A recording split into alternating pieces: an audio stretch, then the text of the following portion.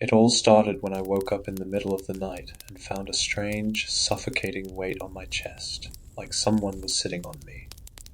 I could make out an outline of someone's figure above me, their back outlined by the orange light from the street lamps seeping through the window. I tried to scream for help or turn my head to look at my husband, but I couldn't move. I didn't regain control of my body until after the weight had lifted, and I heard a deep male grunt from a man pulling himself off me. I heard his footsteps too. I saw his silhouette leave through the door. And it was only hours later of laying in that same position that I felt I could move again. It started with a pinpricking sensation through my toes and fingers, then spread through my entire body, like the feeling you get when your leg falls asleep and you have to wake it back up. I immediately went to my husband and shook him awake. He was distraught and confused, asking me to slow down, to tell him what happened. He was so scared by my hysterics he was moved to tears. Even still, he didn't believe me. He said he was right next to me. He'd have woken up if someone came inside our room. He assured me it was all a dream and rubbed my back to soothe me until I could fall back asleep. But a week later, the same paralysis came for me.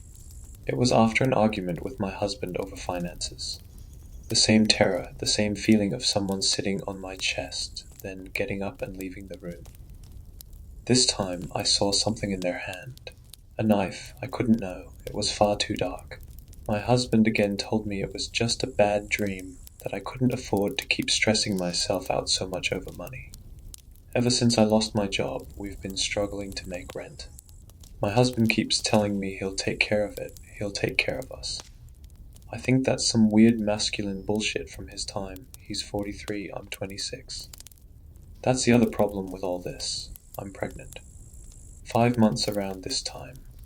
The financial strain had been weighing on my psyche and causing me so much stress that I'd resorted to my own means of making money for us, since I couldn't seem to find another real job. I'd been participating in paid clinical trials in order to make ends meet for us. My husband never asked where the extra money was coming from. He had no idea. He's always been so protective over me. He would have died, knowing I was selling my body to Big Pharma. It was a clinical drug trial for preeclampsia, and all they did was give me a small pill, take my blood and my vitals, and send me on my way once a week. Maybe the pills were causing these sleep paralysis episodes. I wasn't sure, but I could never confide in my husband about it. Anyway, a week ago, I went over to my neighbor's house with my husband for a little Halloween party. My neighbors Sarah, 40F, and Tom, 40M, are both so sweet. They left baked goods on our porch every Saturday since I announced my pregnancy. Sarah checked in on me almost daily, texting me asking me how I am, how I'm feeling, if I'm having any morning sickness. Their kindness makes this whole thing all the stranger. At the Halloween party, I asked Sarah for a soda. Everyone else was having beer, but you know. She told me they have some in her outside fridge down the stairs in the unfinished basement garage. So I headed away from the party, fumbled for the string light, and made my way down the creaky wooden steps to the basement. The floor was concrete and cold on my bare feet, so I tiptoed past Tom's latest mechanical mess to the kitchenette and old rusted white fridge in the far corner. The first thing I noticed here was a red splatter of what looked to be blood on the inside of the wash basin. There were power tools and saws and such down here, as the basement is also Tom's workshop. He could have cut his finger, washed his hands, and not the sink. I shrugged it off and opened the fridge.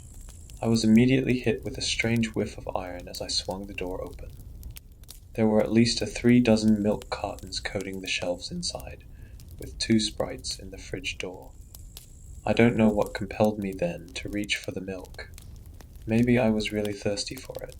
Some pregnancy craving. Maybe I knew something was wrong. I had some intuition about it. But I grabbed a carton. It was heavy, and the liquid inside didn't slosh the way I expected it to. It sounds strange, like something you wouldn't be able to notice, but I did.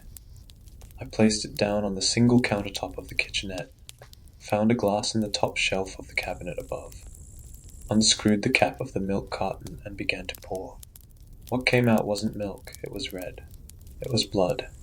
I vomited in the sink. Tom must have heard me, or knew I was digging where I shouldn't have been. He came down and held back my hair while I emptied my stomach, whispering calm words like easing a brood mare. He called down my husband, who took me back upstairs. He threw my coat over my shoulders and talked quietly with Tom and Sarah by the door. "She'll be fine, just scared is all. No worries. Thank you, yes."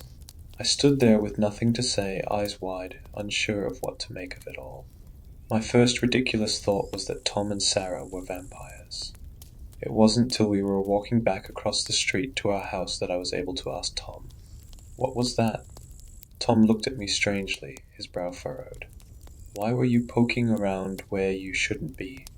Are you serious? They had blood in their milk cartons." Tom sighed, pulled away from me. He was obviously frustrated.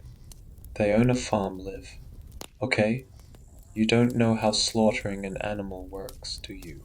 He was so angry, I could see his hands bunched into fists, shaking slightly. "What are you talking about?" "They drain the pigs of blood after slaughter." I chewed on this, shaking my head, both of us standing at odds with each other in the middle of the road. "So, are you trying to tell me they've filled milk cartons with pig's blood?" "Yes. Why the hell would they do that?" "Because it's a thickening agent, high in protein. It's used in a wide variety of dishes. You've probably eaten it before and haven't even known it." I stared at my husband indignantly, feeling shame rising up in me. The last thing I wanted to do was apologize. But here I was, saying sorry in the middle of the street, just to get us back inside the house. My sleep paralysis stopped for a few months after. At my 7th month of pregnancy, it started again. Once a week, usually Sunday nights, I would take my prenatal vitamins before bed and wake up around midnight to find it almost impossible to breathe. At this point, I was no longer sleeping on my back. I was sleeping on my side. Still, the sleep paralysis demon or man would straddle my shoulders, his back rising above me like a mountain so I couldn't see anything but the bottom of his feet. Bare, black soles, long toenails that scrapped against the sheets. Dirty jeans. Sure enough, it should have been a dream. But one night I woke, crying once again, and after I settled, I found dirt rubbed off on the white pillowcase by my head. A deep red stain on the bed. That same morning in the shower, I checked myself for any hints of damage. When I was paralyzed like that, I couldn't feel a damn thing except the relentless weight on top of me, the inability to fully breathe. The only injuries on me were the bruises on the inside of my elbows on both sides, right where I had weekly blood draws at the clinical trial. The clinical trial my husband still didn't know about, though he should have seen the discoloration on my arms when we had sex, which now was more and more frequent. Leading up to my birth, my husband's behavior toward me became even stranger. He worried incessantly over me, taking me to sleep trials which revealed no abnormalities, arguing with doctors that something was wrong. Describing my dizziness, my fatigue, the bruising on my arms, the first time I realized he'd noticed. The doctors said this was all normal for someone during pregnancy, especially nearing the end. I remember at the end of my 7th month of pregnancy, I again had a bout of sleep paralysis. This time, during it, I swear I could hear my husband crying softly. It was hard to make out over the grunts and heavy breathing above me. I asked him over breakfast what he'd been crying about. He was very quiet, and told me only that he had a bad dream that I was being hurt. Maybe at the time I thought my paranoia a problem. Either way I obeyed it. I no longer trusted my husband. Nor did I trust my neighbors, even my own parents. I stopped eating any food anyone made for me, and cooked only for myself. I lost weight, became even paler and weaker than before. I stopped attending the clinical trials, and my husband came home with more money, having recently gotten a promotion I didn't believe, as he clocked out of work hours early every day to come check up on me. Except, strangest of all, my sleep paralysis stopped completely. Instead, I slept dreamless, and it was nearly impossible to wake me. I slept for 12-13 hours at a time without waking up once. One morning in the shower, weeks after I'd stopped attending the clinical trials and getting regular blood draws, I found strange bruising over my inner elbow, a small pinprick over the vein. In the dark, I hadn't been able to see the lack or presence of bruising, but under the bathroom lights it was there. I confronted my husband about it. He said I probably injured myself somehow. I should go get checked out. I shouldn't be bruising so easily. I told him that it looked like a needle wound, traced the veins' blueness. He looked at me so strangely, then his phone rang and he disappeared into the bedroom. My suspicions had grown intense. Something was wrong. No more sleep paralysis, sure, but someone was visiting me in the night still. I knew it. A few weeks before my due date, I didn't take my prenatal vitamins. It was a Monday. It was midnight and I was pretending to sleep. I didn't feel the usual unrelenting fatigue I did late in the evening. But still awake, I saw him come in. I closed my eyes quick, heard his heavy breathing over me. Then he pulled the bedsheet over my face, whispered in a rough voice, "All right, girl." I recognized that voice. He reached under the blankets, his hand brushing mine above the mattress. I made a small noise of fear, flinched away. He froze. Then he put a hand on my shoulder, moved the bedsheet away from my face, and even though my eyes were closed, I could feel him studying me, watching me. Once I calmed myself, he continued, taking my wrist in his hand and holding the inside with his 2 fingers. He was wearing gloves, nitrile, and he was taking my pulse, I realized. Counting to a minute, the longest minute of my fucking life. Then he placed a hand on my belly, and it took everything in me not to scream. Something cold replaced his fingers, and he held it there. My stomach churned, and my baby reared up inside me. I was going to throw up. No, I couldn't. "That's it," he whispered to me, to no one. I realized then how I recognized the voice. Tom. It sounded just like Tom. That was all I could take. I jolted out of my sleep and upright, my eyes meeting his in the dark. Sure enough, Tom was staring back at me. I screamed at him, and he raised his gloved hands. There was a stethoscope around his neck, like he was cosplaying a fucking doctor. My husband shot up from the other side of the bed. For a moment, him and Tom just stared at each other. Then my husband raised his voice in a way I'd never heard before. "Get out! Get out!" Tom shot out of the room quicker than I could process. My husband chased him out, his shouts and threats echoing through the house. When he came back, I told him we should call the cops. He said no, that wasn't a good idea. He would deal with it. He took a bat from underneath the bed and headed out with it.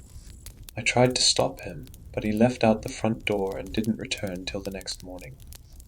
By then, I'd found the milk carton laying on its side by my fallen bedsheets, a plastic funnel on the ground next to it. I felt sick, so fucking sick to think about all that blood in Tom's fridge. My blood. I went to the bathroom and emptied my stomach till I couldn't anymore. When my husband came home, he told me he'd taken care of it. There was blood splattered on his face and the bat. He washed it off in the kitchen sink. I was silent, at a loss for words. Afterward, I watched him put locks on all the doors, draw the shades, and set the alarms. "Did you kill him?" I asked. My husband just shook his head no. As he locked our bedroom window, he said, "Just to be safe, okay?"